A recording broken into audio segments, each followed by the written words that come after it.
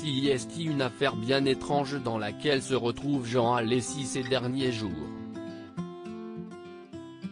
Ancien grand pilote de Formule 1 au plus de 200 grands prix dans sa carrière, l'homme de 57 ans a été placé en garde à vue lundi dernier du côté d'Avignon, Vaucluse.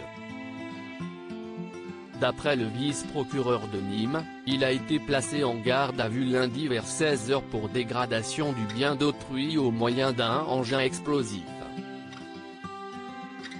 Une affaire de famille puisqu'elle implique son fils ainsi que son beau-frère.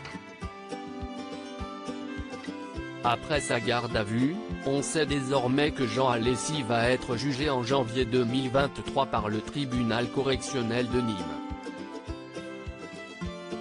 Suspecté d'être l'auteur des faits, l'ancien pilote sera jugé pour dégradation du bien d'autrui par moyen dangereux.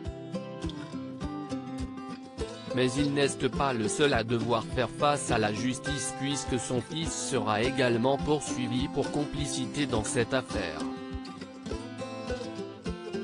En garde à vue à Avignon depuis lundi après-midi, l'ex-pilote et son fils ont quitté mardi le commissariat d'Avignon libre, selon les informations de l'ARP.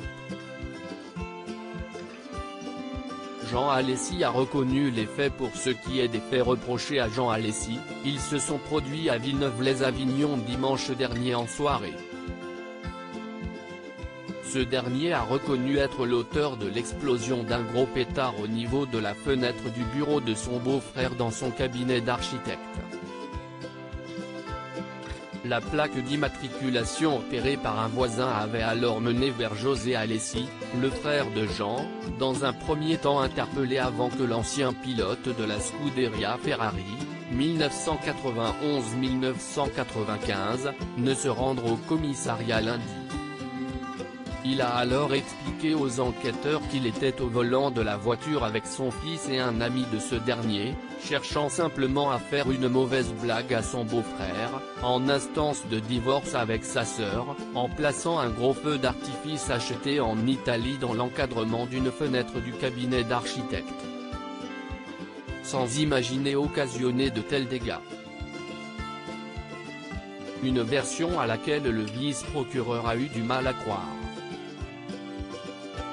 Je suis assez sceptique quant à la notion d'une blague effectuée à 22 h, sans que la personne visée sache de qui il s'agit, a-t-il déclaré.